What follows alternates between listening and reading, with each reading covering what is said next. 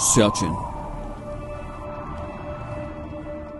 जहां कदम कदम पर मौत सफेद रंग में पाई जाती है, जहां का टेम्परेचर -30 से -50 तक गिर जाता है। 70 मील फी घंटा की रफ्तार से चलते बर्फानी तूफान इंसान को चंद लम्हों में फ्रीज कर देते हैं। तलवार की धार से ज्यादा तेज नोकीली बुलंदियां। ऐसे इंसान दुश्मन माहौल में कुछ जांबाज जो अपनी जान की परवाह न करते हुए दुश्मन से टकरा गए। जहां सिर्फ इंसान नहीं, मौसम भी एक जानलेवा दुश्मन हो। ऐसे माहौल में उन जांबाजों ने वो कर दिखाया जो नामुमकिन था, जिनके कारनामे आज भी दुश्मन के दिल में खौफ पैदा कर देते हैं। ऐसे ही कुछ जांबाजों की सच्ची दास्तान। Let's go. सियाचिन।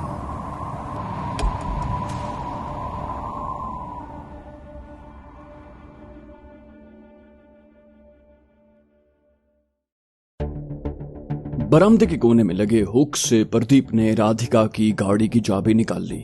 घर की सारी लाइटें ऑफ करने के बाद कार को स्टार्ट करके प्रदीप बाहर आ गया। इत्मीनान से उसने बंगले का गेट बंद किया और गुनगुनाता हुआ कार में बैठ गया। 3-4 मिनट के बाद वो अपने फ्लैट के सामने मौजूद था। कार पार्किंग एरिया में खड़ी करके उसने फ्लैट से वो बैग उठा लिया जो पहले ही से तैयार था। ब्रिगेडियर कॉल के ब्रीफकेस का सारा बोझ उसने उस बैग में मुंतकिल किया और कमरे में बिखरे असबाब का जायजा लेकर बाहर आ गया। आधे घंटे की ड्राइव के बाद वो दिल्ली के इंटरनेशनल एयरपोर्ट पर मौजूद था।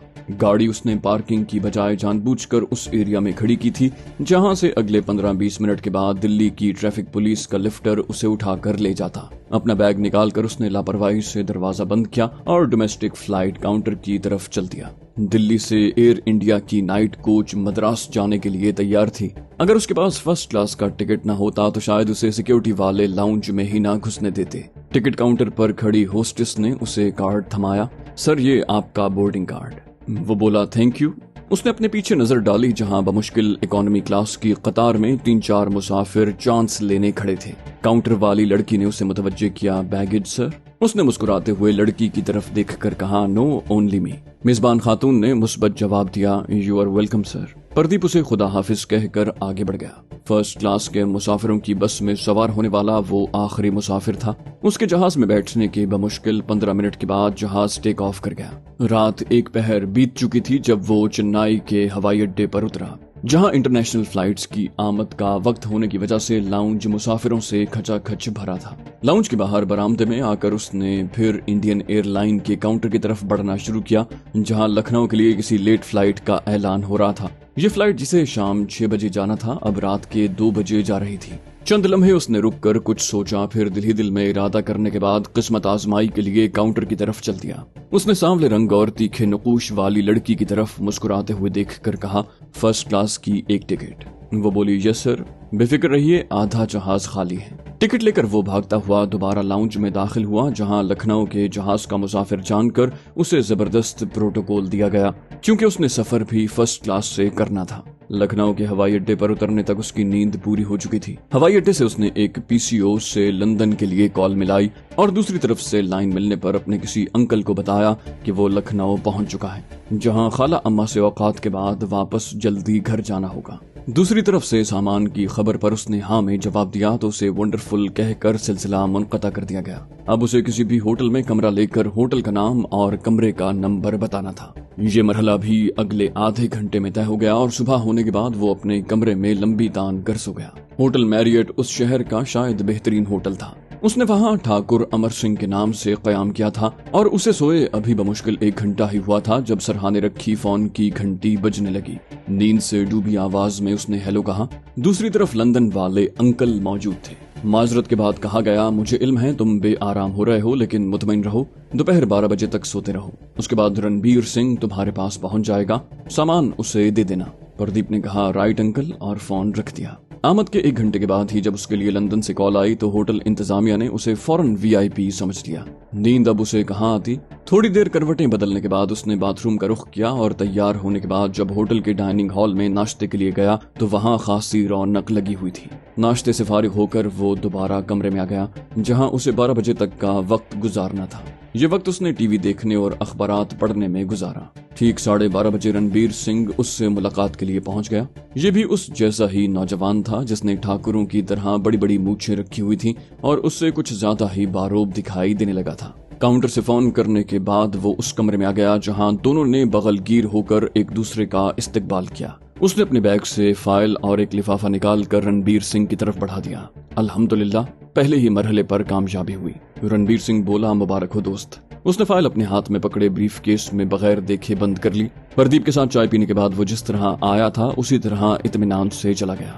دم رخصت دونوں نے گرم جوشی سے ایک دوسرے سے بغل گیر ہوتے ہوئے ایک دوسرے کی خیریت اور سلامتی سے وطن واپسی کی دعائیں کی اور تربیت کے مطابق رنبیر سنگھ اس کے کمرے ہی سے رخصت ہوا۔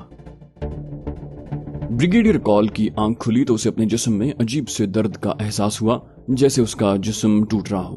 گھبراہٹ میں اس نے گھڑی کی سوئیوں پر نظر ڈالی جہاں صبح کے 9 بج رہے تھے۔ او مائی گاڈ! اس نے چاہا جھٹکے سے بستر سے باہر نکلے، لیکن اس جھٹکے نے اس کے جسم کے کسبل نکال دیے۔ جیسے ہی اس کی نظر میز کی طرف گئی، بریف کیس غائب تھا۔ بریگیڈیئر کال چکرا کر رہ گیا۔ ننگے پاؤں قریباً بھاگتا ہوا وہ کمرے سے باہر آیا جہاں لابی میں رکھے فون کا ریسیور زمین پر دھرا تھا۔ اس کے 14 طبق روشن ہو گئے۔ ریسیور فون پر رکھتے ہی اس کی گھنٹی بجنے لگی۔ دوسری طرف اس کا پریشان حال سٹاف کیپٹن اس سے مخاطب تھا۔ سر خیریت تو ہے؟ اس نے ادب سے جے ہند کہتے ہوئے سوال کیا۔ بریگیڈیئر کال نے کہا ایمرجنسی، اور یہ کہہ کر فون رکھ دیا۔ وہ اب اپنی بیٹی کے کمرے کی طرف جا رہا تھا جسے نیند سے بیدار کرنے میں اسے 3-4 منٹ لگ گئے۔ رادھیکا نے آنکھیں ملتے ہوئے بڑی پریشانی سے اپنے باپ کی طرف دیکھا۔ بریگیڈیئر کال نے کہا وہ حرام خور پاک سپائے تھا اور اس کے منہ سے مغلظات کا طوفان امٹ پڑا۔ رادھیکا کو اپنے باپ کی بات پر اب تک یقین نہیں آ رہا تھا۔ وہ قریباً بھاگتی ہوئی گیسٹ روم کی طرف گئی جہاں پردیپ کا نام و نشان بھی دکھائی نہ دیا۔ اس اثنا میں اس کی ماں بھی آنکھیں ملتی باہر نکل آئی۔ اب تینوں مل کر پردیپ کو گالیاں دے رہے تھے۔ اس دوران بریگیڈیئر کال کا سٹاف آفیسر ایمرجنسی اسکواڈ کے ساتھ وہاں پہنچ چکا تھا۔ ان لوگوں نے چند سیکنڈ میں ہی بریگیڈیئر کال کا سارا بنگلہ پردیپ کی تلاش کے لیے ادھیڑ کر رکھ دیا۔ تھوڑی دیر کے بعد بریگیڈیئر کال نے اپنے بریگیڈ کے انٹیلیجنس یونٹ کو بھی گھر طلب کر لیا تھا۔ ان سب کے لیے یہ اطلاع کسی سانحے سے کم نہیں تھی کہ بریگیڈیئر کال نے بڑی محنت سے پاکستان کے شمالی علاقہ جات پر قبضے کے لیے جو پلان تیار کیا تھا وہ راتوں رات غائب ہو چکا ہے۔ رادھیکا کی کار بھی غائب تھی۔ جب انٹیلیجنس والے پردیپ کے فلیٹ پر پہنچے تو وہاں تالا لگا ہوا تھا۔ تالا توڑ کر اندر داخل ہونے پر انہیں سوائے کرائے کے سامان یا پھر چائے بنانے کے برتنوں کے اور کچھ نہ ملا۔ وہاں اس نے اپنے سائز کی کوئی قمیض یا پتلون بھی باقی نہیں چھوڑی تھی۔ آرمی کے تربیت یافتہ کتوں کو جب کمرے میں موجود پردیپ کی خوشبو سے آشنا کروا کر باہر لایا گیا تو وہ سوائے اپنی دھوتیاں اونچی کر کے زور زور سے بھونکنے کے اور اپنے مالکان کی کوئی مدد نہ کر سکے۔ تھوڑی دیر کے بعد وہاں را کے کاؤنٹر سیل کے افسر پہنچ گئے تھے۔ صبح سے رات گئے تک انہوں نے بریگیڈیئر کال، اس کی پتنی اور سپتری سے الگ الگ انٹرویو میں سینکڑوں سوالات کیے۔ رادھیکا کو تو ان کے تکلیف دہ سوالات نے بوکھلا کر رکھ دیا تھا اور جھنجھلاہٹ میں وہ 3-4 مرتبہ روتی تھی۔ لیکن جب دوسری طرف سے اسے کہا جاتا کہ نیشنل سیکیورٹی کے لیے اس کے جوابات ضروری ہیں تو وہ دوبارہ نارمل ہو جاتی۔ رادھیکا کی کار ایئرپورٹ کے پولیس اسٹیشن سے مل گئی جسے ٹریفک پولیس والے غلط پارکنگ پر رات ہی اٹھا کر لے گئے تھے اور حیران ہو رہے تھے کہ ساری رات اس کا مالک گاڑی واپس لینے کیوں نہیں آیا۔ را کے ماہرین نے کار اور بریگیڈیئر کال کے گھر سے ملنے والے تمام نشانات محفوظ کر لیے تھے۔ اگلے روز جب ان کے ماسٹر کمپیوٹر نے بتایا کہ پردیپ کھنہ اس سے پہلے گرجیت سنگھ والے کیس میں بھی پرمود مہاجن کے نام سے واردات کر چکا ہے تو ان کا ماتھا ٹھنکا۔ جوائنٹ ڈائریکٹر را نے اپنے ماتحتوں سے پھاڑ کھانے والے لہجے میں کہا، اسے ڈھونڈو، آئی وانٹ ہم، جیسے بھی ممکن ہو اسے تلاش کرو۔ وہ سب تل ملائے ہوئے باہر آ کر سوچنے لگے کہ اس چھلاوے کو کہاں ڈھونڈیں گے۔ ڈی جی انٹیلیجنس کے سامنے کرنل صاحب اس فائل سمیت موجود تھے جو پردیپ کھنہ کی طرف سے موصول ہوئی تھی۔ انہوں نے فائل کے مندرجات دیکھنے کے بعد تحسین آمیز نظروں سے کرنل صاحب کی طرف دیکھا اور کہا، ویل ڈن، میں خود اس لڑکے سے ملنا چاہوں گا۔ حیرت انگیز۔ کرنل صاحب نے شکریہ ادا کیا، مائی آنر سر۔ ڈی جی صاحب نے تشویش ظاہر کی، اسے نکال لو، میں اس نوجوان کو ضائع ہوتے نہیں دیکھ سکتا۔ اب وہ سب کچھ چھوڑ کر ویشیوں کی طرح اسے کھوج رہے ہوں گے۔ کرنل صاحب نے اس بات میں کہا، وہ تو نہیں چاہے گا سر، لیکن یہ ضروری ہو گیا ہے۔ ڈو اٹ کہہ کر ڈی جی صاحب نے اپنے پی اے کو مخاطب کیا اور تھوڑی دیر کے بعد وہ جنرل ہیڈ کوارٹر میں موجود تھے۔ اعلیٰ فوجی قیادت کے ہر ذمہ دار نے فائل دیکھنے کے بعد بے ساختہ پردیپ کھنہ کے لیے داد و تحسین کے ڈونگرے برسائے۔ Wonderful, well done. بھارت کا آپریشن ٹرائیڈنٹ ان کے سامنے دھرا ہوا تھا۔ اس منصوبے کے مطابق بھارت کی 15ویں کور نے سکردو اور گلگت پر حملہ کرنا تھا उस हमले में कोर का 3रा, 19वां और 28वां डिवीजन शामिल था, जिसे बतौर खास 6 माउंटेन डिवीजन की मदद भी हासिल थी। भारतीयों के जंगी जुनून ने शायद उन्हें पागल कर दिया था। तारीख में इससे पहले 70 सालों में सिर्फ इस नौयत की एक जंग इटली बमुकाबला ऑस्ट्रिया, हंगरी और जर्मनी लड़ी गई थी, जब पहली जंग अजीम में इटालियन एल्प्स को हासिल करने के लिए तीनों ममालिक ने मिलकर हमला किया था। उस लड़ाई में 9.25 लाख इंसान लुक़्मा अजल हुए थे। शायद मुहिमजूद जनरल सुंदर जी अब हिमालय की शुमाल मगरबी बुलंदियों पर, जो दुनिया का दुश्वार तरीन इलाका था, अपनी 4 डिवीजन फौज के साथ हमला करके अपना नाम तारीख में हमेशा के लिए महफूज करवाना चाहता था। इस खतरनाक और तबाहकुन मंसूबे के मुताबिक गुरेज से गिलगित पर 19वें डिवीजन के 268वें ब्रिगेड ने डाइवर्जनरी अटैक करना था। कारगिल से स्कर्दू की तरफ मेन अटैक 28वें डिवीजन के ब्रिगेड नंबर 121 के जरिए होना था, जिसकी मदद के लिए 28वें डिवीजन का एक फाजिल ब्रिगेड भी रखा गया था। 28 बरास्ता खपलू से स्कर्दू पर सपोर्टिंग अटैक और तीसरी डिवीजन की 114वीं ब्रिगेड के जरिए होना था। तीसरी डिवीजन की 114वीं ब्रिगेड के जरिए 6ठा डिवीजन चीन के बिलमुकाबिल खड़ा कर दिया जाता। रिजर्व को 6ठे, 9वें और 28वें डिवीजन से एक एक ब्रिगेड दे दिया जाता। भारतीय फौजी मंसूबाबंदी के मुताबिक 6ठा डिवीजन आमतौर पर यूपी के शहर बरेली से चीन के हमले की सूरत में यूपी के शुमाल मशरकी इलाके का दिफा करने के लिए मुख्तस है। पाकिस्तान की तरफ से मुतवक्का हमले की सूरत में ये डिवीजन पंजाब और कश्मीर की सरहद पर मौजूद पठानकोट शहर का दिफा करता है। भारतीयों ने अपने 6ठे डिवीजन को पठानकोट और जम्मू से निकालकर लेह में डिप्लॉय करना शुरू कर दिया था और चांदपुर का हवाई अड्डा उस डिवीजन की मुंतकिली के लिए मखसूस हो चुका था। भारतीयों ने एक रोज में 70 परवाजें लेह में उतार दी। एक ही वक्त में लेह के हवाई अड्डे पर 20 से ज्यादा NA-12 साइज के जहाज खड़े दिखाई दे रहे थे। पाकिस्तान के एयरफोर्स इंटेलिजेंस यूनिट एक एक पल की रिपोर्ट पहुंचा रहे थे, जो प्रदीप खन्ना की ब्रिगेडियर कॉल के घर से चुराई दस्तावेज की तस्दीक कर रही थी। इसका मतलब ये था कि भारतीय जर्नैलों ने अपनी जिद पूरी करने का मुसम्मम इरादा कर लिया है। उस रोज लेह के हवाई अड्डे पर 70 परवाजें उतरी और 50 वापस गईं, जिसका मतलब ये था कि भारतीयों को हमले की बहुत जल्दी है और वो इस बात से आगाह होने के बाद कि हमले का प्लान पाकिस्तान पहुंच चुका है, वो अपनी तमाम सलाहियतें सर्फ कर रहे थे। इस मौके पर जरूरी था कि उनके लिए रुकावटें पैदा की जाएं ताकि उस डिवीजन के महाज पर पहुंचने से पहले पाकिस्तानी फौज को मुकाबले के लिए महाज पर पहुंचा दिया जाए, और ये कारनामा भी अंजाम पा गया। लेह में आने वाले ताज़ादम 12,000 फौजियों के लिए जो फाजिल खुराक आने वाली थी, रास्ते के पुलों पर रुकावटें होने के सबब उसकी सप्लाई रुक गई।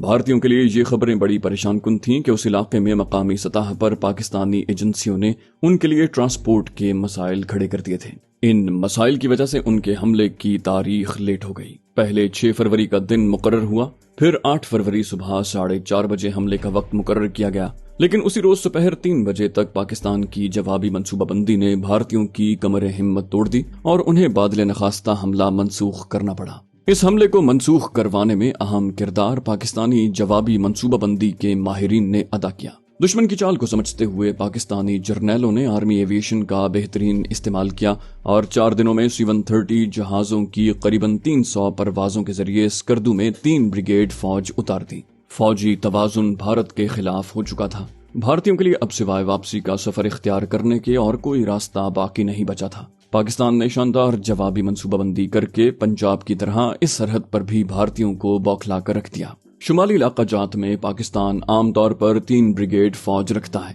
जिनमें से एक ब्रिगेड सियाचिन ग्लेशियर के मगरिब में खपलू के मकाम पर, दूसरा ब्रिगेड स्कर्दू और तीसरा गिलगित में रखा जाता है। इन तीनों ब्रिगेडों को 10वीं कोर का रिजर्व ब्रिगेड कमांडिंग हेडक्वार्टर शुमाली इलाका जात हेडक्वार्टर स्कर्दू कंट्रोल करता है। रावलपिंडी में 111 फर्स्ट ब्रिगेड भी आमतौर पर इस महाज के लिए मखसूस किया गया था। इस तरह पाकिस्तान ने अस्तोर, गिलगित और दर्रा बरजेल के दरमियान एक ऐसी डिफेंस लाइन खड़ी कर दी जो भारतीयों के लिए सदे सिकंदरी बन गई। कारगिल से स्कर्दू हवाई रास्ता तकरीबन 80 किलोमीटर है और भारतीय ये फासला तय नहीं कर सकते थे। उनके पास 1971 का नाकाम तजर्बा मौजूद था। 1971 में भारत की लद्दाख बटालियन ने अपनी 2 कंपनियों के साथ करटोक से बेडगानो पर हमला किया था, जिसका फासला वहां से 30 किलोमीटर था। उस बाकायदा और तरबियत याफ्ता फौज का हमला पाकिस्तानी फ्रंटियर कोर की चंद पलटनों ने किया। 14 रोज तक भारतीयों के ताबड़तोड़ हमले उन पलटनों ने रोककर उन्हें पसपा कर दिया। सियाचिन में भारतीयों ने एडवेंचर तो 1984 में कर लिया था, लेकिन इस बात की उन्हें भी अच्छी तरह समझ आ गई थी कि 4 ब्रिगेड के साथ वो स्कर्दू जाकर पाकिस्तान से लड़ाई का सिर्फ ख्वाब ही देख सकते हैं, अमलन ऐसा मुमकिन नहीं। भारतीयों को इल्म तो था कि स्कर्दू और गिलगित उनके अड्डों की निस्बत ज्यादा उतराई में वाक़ हैं, लेकिन वो ये भी जानते थे कि वहां तक पहुंचने के लिए उन्हें शाक, सिंध और अस्तोर की दरियाई वादियों से गुजरना पड़ता। इन तंग वादियों में भारतीय फौज की पेशकदमी तो क्या होती, अलबत्ता उन्हें अपने मुर्दा साथियों की लाशें भी हाथ न लगती, क्योंकि वहां कदम कदम पर पाकिस्तानी निशानेबाज उनके इस्तकबाल को महफूज पनाहगाहों में मौजूद होते। खपलू पहाड़ की 10,000 फुट बुलंदी से पाकिस्तानी फौज भारतीयों की तवक्को के बिल्कुल बरक्स ग्लेशियर की 22,000 फुट बुलंदी तक अपनी पोस्टें कायम कर चुकी थी। उस सारे रास्ते में पाकिस्तान ने सिर्फ चंद पलटने फैलाकर भारतीयों को नाकों चने चबवा दिए थे। इस तल हकीकत के बावजूद के पेशकदमी के तमाम रास्ते भारत के कब्जे में थे।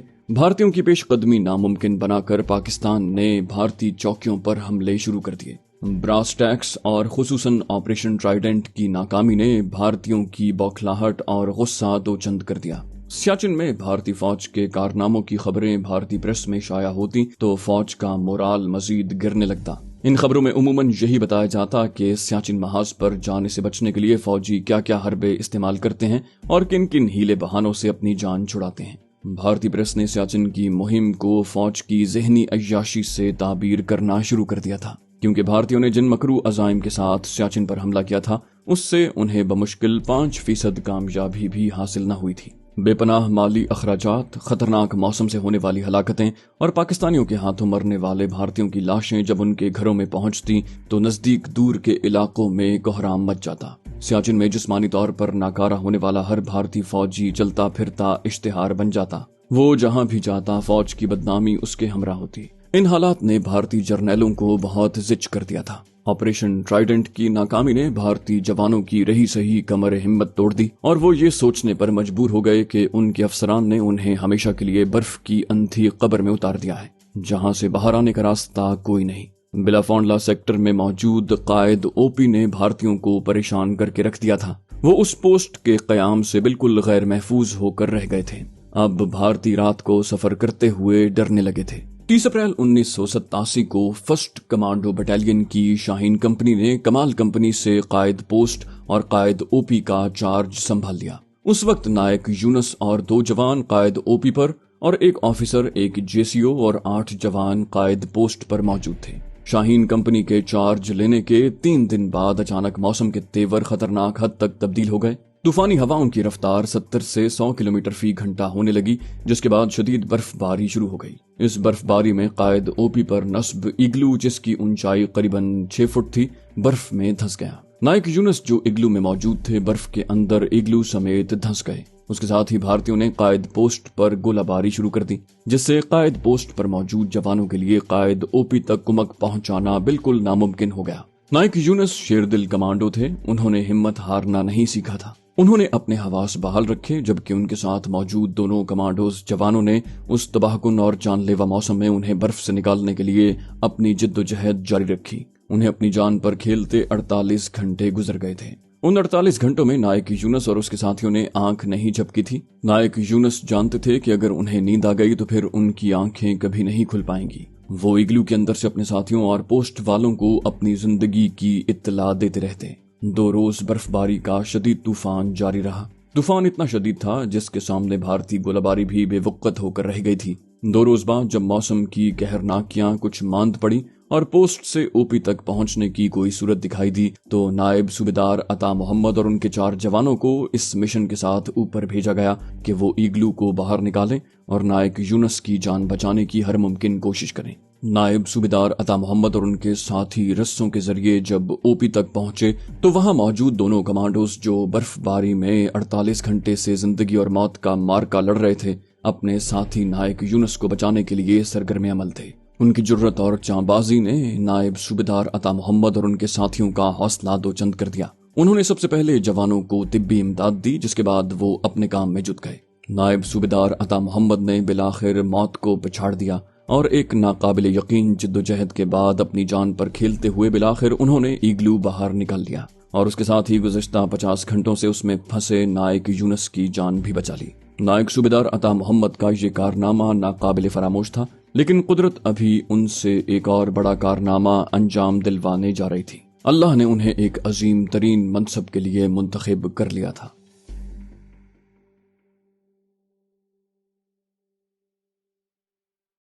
तो दोस्तों, ये थी हमारी आज की एपिसोड। उम्मीद करते हैं आपको हमारी कहानी पसंद आई होगी। जाने से पहले इस वीडियो को लाइक कीजिए और शेयर करना मत भूलिए।